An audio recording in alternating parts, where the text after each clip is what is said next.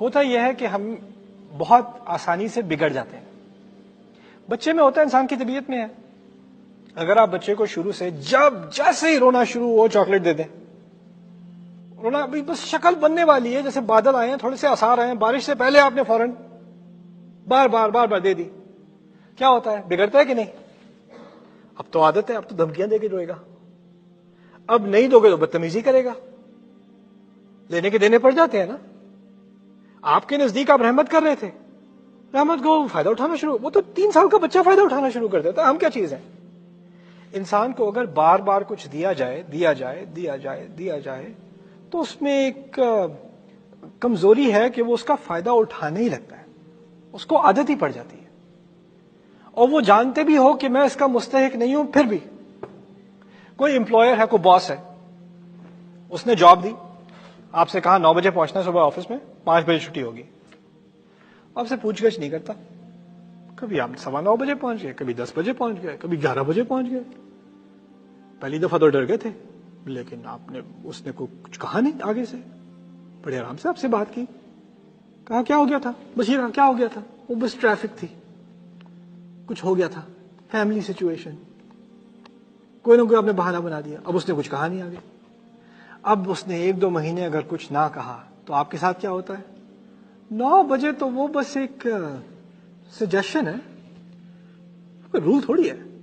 بلکہ یہاں تک نوبت آتی ہے کہ جب وہ کہے کہ 9 بجے پہنچ جانا, تو آپ آگے سے کہتے ہیں میں نہیں پہنچ سکتا, مجھے کچھ اور کام ہے ابھی. الٹا آپ سر پہ چڑھ جاتے ہو. اور پھر وہ اگر آپ سے کہے کہ دیکھو میں تمہیں آرام اسلوب سے آسانی سے بتانے کی کوشش کر رہا ہوں, تمہیں وقت پہ آ جانا چاہیے, لیکن تم نہیں مان رہے, اب تمہیں میں وارننگ دے رہا ہوں کہ اگر 1-8 ہفتہ یہ مزید ہوا تو مجھے تمہاری جاب لینی پڑے گی. کیسا ظالم باس ہے, دیکھو ذرا, میں نے کیا کچھ نہیں کیا اس کمپنی کے لیے اور یہ مجھے فائر کرے گا. آپ کے ساتھ نرمی کی گئی, لیکن پھر ایک دفعہ عادت پڑ جائے اور پھر تو خرابی اپنی تھوڑی نظر آنی ہے. اب مجھ سے کیوں لیا, مجھے کیوں وارننگ دی؟ حد ہوتی ہے. ویسے مجھے پتا ہے سارے باس ایسے ہی ہوتے ہیں. پھر اس کے کیڑے نکالنا باقی کو ورکرز کے سامنے, یہ ایسا ہی ہے, اس کو نہیں پتا یار کیا مصیبت ہے. ویسے یہاں پہ نا کیا جواب ہے, کیا بتاؤں, اللہ ہی مالک ہے. یہ ہے ہیومن نیچر, فائدہ اٹھانا. اب مجھے آپ یہ بتائیں, اللہ تعالیٰ نے کتنے نعمتیں دی ہیں؟ دیتا ہی جاتا ہے. پھر آپ کی بڑی خواہش تھی کہ آپ کے بچے کی ریزیڈنسی آپ کے شہر میں ہو جائے, یا آپ کی بڑی خواہش تھی کہ یہ والا گھر مل جائے, یا بینک یہ لون اپروو کر دے, یا یہ والی گاڑی ہو جائے, یا پتہ نہیں کیا خواہش ہوتی ہے انسان کی, یا وہ وہاں پہ رشتہ ہو جائے, یا اب نہیں ہوا وہ, یا امتحان پاس نہیں ہوا. پتہ نہیں کس بات کا غصہ ہے اللہ کو, کیا گناہ کیے تھے ہم نے کہ ہمیں اس کی سزا مل رہی ہے. ایسے الفاظ نکلنے شروع ہو جاتے ہیں اللہ تعالیٰ کے بارے میں, جیسے ہوتا ہے تمہارے لیے تو تم بیچارے, تمہارے لیے تو کچھ کیا ہی نہیں اللہ نے, تمہیں تو بھولا ہوا ہے بالکل. وہ نہ تمہاری دل کی دھڑکن کا خیال رکھا, نہ تمہاری سانسوں کا خیال رکھا, نہ تمہاری حفاظت کی جب تم سو رہے ہوتے ہو, نہ جب تم گاڑی چلا رہے ہوتے ہو, نہ تمہارے ارد گرد فرشتے ہوتے ہیں جو تمہاری گاڑی کو ٹکر نہیں لگنے دیتے. وہ یرسلوا علیکم حفظا, نہیں, اس نے کیا کیا تمہارے لیے؟ تمہیں تو وہ اپلیکیشن ہی اپروو نہیں ہوئی, ساری زندگی تمہاری خراب کر دی اس نے. اتنی جلدی انسان ناشکرا بن جاتا ہے نا, اتنی جلدی. ایک مصیبت آتی ہے, ربی احانن, قرآن کہتا ہے میرے رب نے تو بس بےزتی کر دی میری. تھوڑا سا امتحان لیتا ہے بس, اس کو تو مجھ سے پتہ نہیں کیا نفرت ہے, کیا مصیبت ہے. دیکھیں جی اللہ کا شکر ہے, لیکن کیا کہہ سکتے ہیں, بس وہ امتحان ہی لیتا رہتا ہے. اب کیا کر سکتے ہیں, دنیا ہے ہی مصیبتوں کے لیے. یہ سوال پوچھا گیا انسان سے, تم کون سی نعمتوں کا انکار کرو گے؟ مجھے ڈر آتا ہے غریبوں پہ نہیں, امیروں پہ, جن کے حالات کچھ خوشحال ہیں نا, خاص کر ان کی اولاد پہ مجھے ڈر آتا ہے.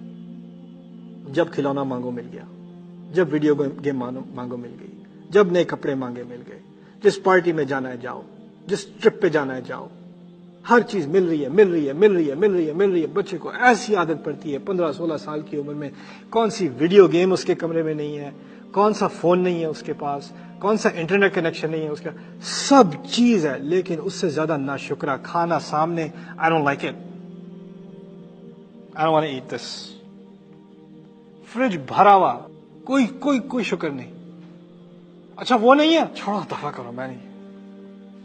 کھانے کے معاملے میں، کپڑے کے معاملے میں، باہر جانے کے معاملے میں، بچی آپ سے 16 سال کی بچی، کون سی نعمتیں، آپ کے دادا دادی کو تو ان چیزوں کی ہوا بھی نہیں ہوگی جیسی لگژریز آپ نے اپنے بچوں کو دی ہیں. اور وہ بچی وہ کہے گی کہ میں نے اپنی دوست سہیلی کے گھر جانا ہے، اور آپ منع کر دیں کہ نہیں وہ وہاں نہیں جا سکتی، وہ بہت دیر تک جائیں گے باہر، مجھے نہیں پتا کون لوگ ہیں. یو روئن مائی لائف، آپ نے میری ساری زندگی برباد کر دی. I wish I was dead.